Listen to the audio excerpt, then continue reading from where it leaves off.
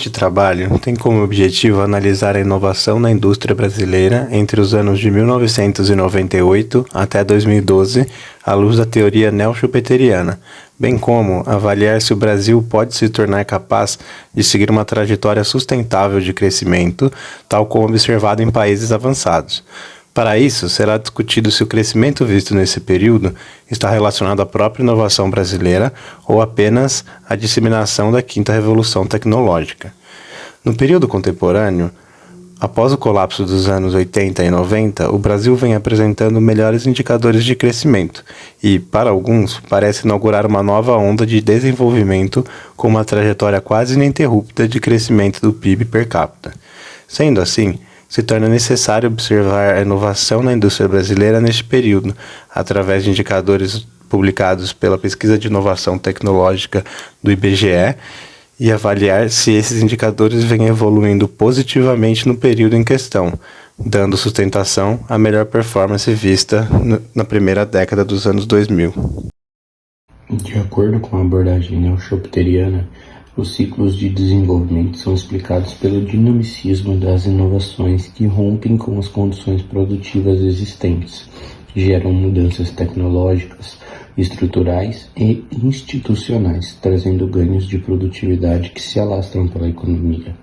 Na teoria neo-schumpeteriana, as inovações são tratadas como um fenômeno interno ao modo de produção e são fundamentais para explicar os períodos de boom e depressão econômica, sendo precursor na análise da relação entre inovação e desenvolvimento. Schumpeter abre um campo fértil de pesquisa que tem continuidade em diversos autores, não por acaso denominados neo-schumpeterianos. Os neo-schumpeterianos priorizam uma análise crítica e diferenciada em relação à tradição ortodoxa, demonstrando que as firmas são sujeitas a um processo de seleção e adaptação.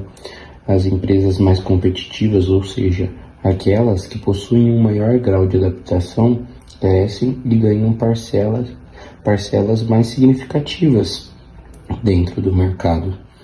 Essa competitividade se manifesta através das rotinas das empresas e de sua capacidade de inovação, que ao procurarem e solucionarem os seus problemas de processo de produção, agem alterando os hábitos produtivos estabelecidos. A essa dinâmica microeconômica, os autores neo-schumpeterianos incorporam uma diversidade de análises, tais como o papel do Estado no estímulo à reconstrução das empresas e progresso técnico, a importância do Sistema Nacional de Inovações como elemento para o arranque e disseminação das inovações e a eficácia das instituições econômicas, no processo de seleção das inovações mais condizentes com o padrão de crescimento da nação.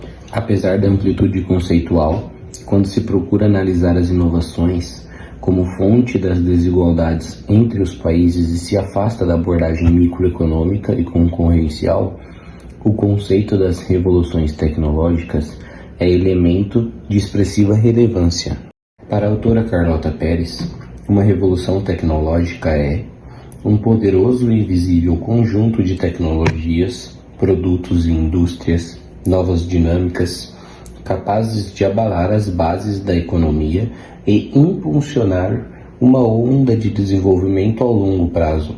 Historicamente, foram 5 revoluções que moldaram as condições de produções do mundo: a Revolução Industrial, a Era do Vapor e das Ferrovias, a Era do Aço e da Eletricidade, a Era do Automóvel e da Produção em Massa, a Era da Informática e da Sociedade do Conhecimento. Na visão neo-schumpeteriana, o que determina as condições de desenvolvimento dos países é sua capacidade em aproveitar as janelas de oportunidades que se abrem em cada revolução tecnológica. A revolução tecnológica define um paradigma técnico-econômico, criando um guia para se aproveitar ao máximo as potencialidades abertas e estipulando novas práticas coletivas que servem para orientar as decisões de todos os agentes ligados ao processo produtivo. A quinta revolução tecnológica, a era da informática e das telecomunicações, iniciou-se nos anos de 1970 nos Estados Unidos, e a partir da microeletrônica surgiram novas tecnologias e novas indústrias. Essa revolução criou a necessidade de nova infraestrutura, como comunicação digital, novas redes elétricas e de transportes. Disseminou um novo paradigma técnico-econômico que, baseado no uso intensivo da informação, alterou a forma de operação das empresas e estabeleceu os rumos para inovações tecnológicas. Diante dessas observações, as inovações nos países em desenvolvimento não pode restringir a concepção microeconômica. Para os países emergentes, a inovação deve viabilizar o ingresso com êxito na revolução tecnológica em curso. O crescimento das inovações deve acontecer no momento em que se abrem as janelas de oportunidades de cada revolução. Isso porque as tecnologias passam por uma trajetória e nos seus últimos anos entram em uma fase de maturação. Por isso, os países que devem aproveitar-se das primeiras fases de boom tecnológico, quando os mercados são crescentes e a lucratividade é alta. A inovação brasileira à luz da teoria neo-schumpeteriana. De acordo com a teoria de Schumpeter, as inovações são uma forma de modificar as rotinas, para assim sobreviver à concorrência e ampliar a participação de mercado. Para que isso ocorra, grande parte das empresas segue o padrão tecnológico que se dissemina no seu país e realiza esforços inovativos de acordo com seu paradigma tecno-econômico, visando gerar impactos positivos e melhores indicadores de mercado. Assim, se expressando em uma melhoria na qualidade de produtos, manutenção de participação do mercado e aumento da capacidade produtiva, conforme supõe a abordagem microeconômica evolucionária.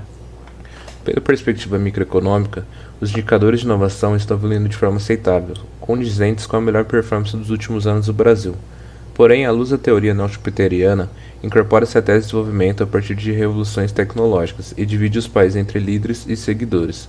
Devido a esse fator, deve-se olhar com os outros olhos esses dados relacionados à inovação, que demonstram um melhor desenvolvimento econômico nos últimos anos, já que os mesmos podem ser resultados da difusão da quinta revolução tecnológica, que tende a transmudar métodos de produção arcaicos para países menos desenvolvidos.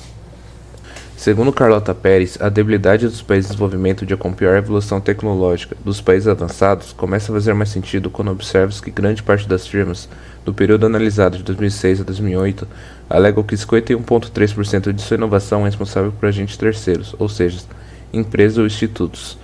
Analisando o contexto do Brasil, a teoria se torna ainda mais relevante, já que, segundo os dados da Pintec, 66% das inovações ocorridas no país são provenientes de empresas de capital estrangeiro, resultado das inovações das empresas brasileiras no período de 98 a 2011.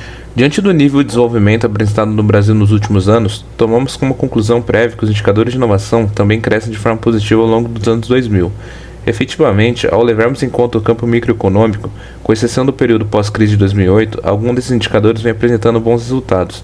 Na indústria brasileira, principalmente de extrativa e de transformação, a taxa de inovação cresceu de 31,52% no período de 98 a 2000 para 37,84% no período de 2006 a 2008, porém reduziu para 35,56% no período de 2009 a 2011. Sob o ponto de vista da atuação das empresas, o esforço inovativo mostra ser intensificado.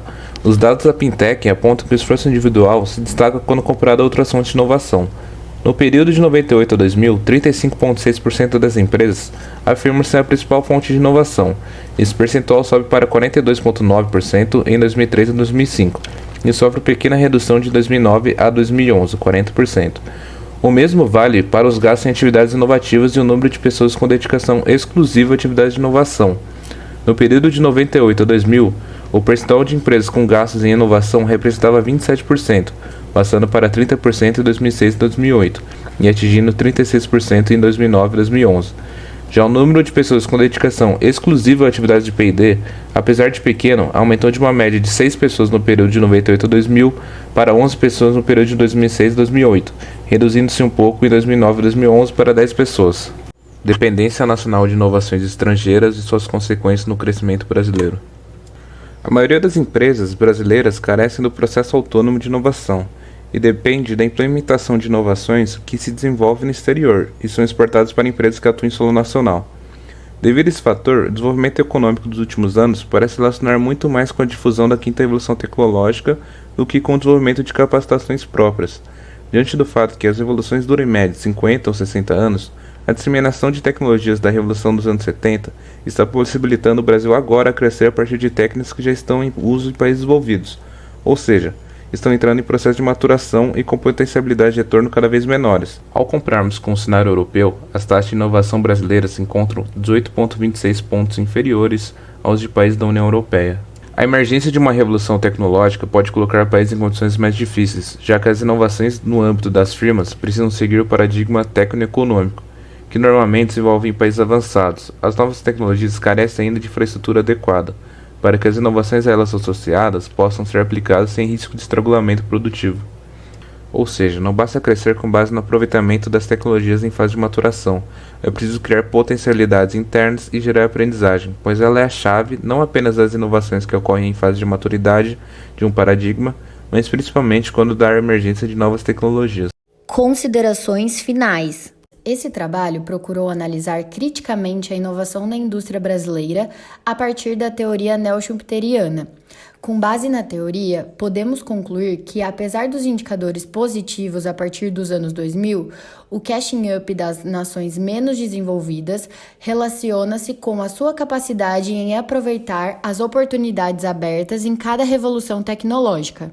A propósito, os dados apresentados sobre inovação indicam que o crescimento observado pode estar muito mais relacionado ao processo de disseminação da quinta revolução tecnológica. Entretanto, esse desenvolvimento e evolução das inovações é algo preocupante, pois, como já ocorreu anteriormente, nada garante que o Brasil consiga ingressar de forma eficiente em uma nova revolução tecnológica. Como apontam determinados indicadores, se a endogeneidade do processo estiver comprometida, uma nova revolução pode condenar o país a alguns anos de falling behind, até que venha a próxima revolução e crie tecnologias maduras, que se expandam para os países em desenvolvimento, proporcionando um catch-up tardio e debilitado. Apesar de algumas informações precisarem de estudos mais aprofundados, especialmente em função da deficiência de dados, acredita-se que o paper tenha contribuído para alertar sobre o risco da história se repetir e que no futuro o crescimento acabe comprometido pela falta de incentivos ao progresso técnico de ponta. Nesse caso, cabe ao Estado formular uma estratégia nacional de desenvolvimento que ocasione o ingresso eficiente na próxima transição tecnológica.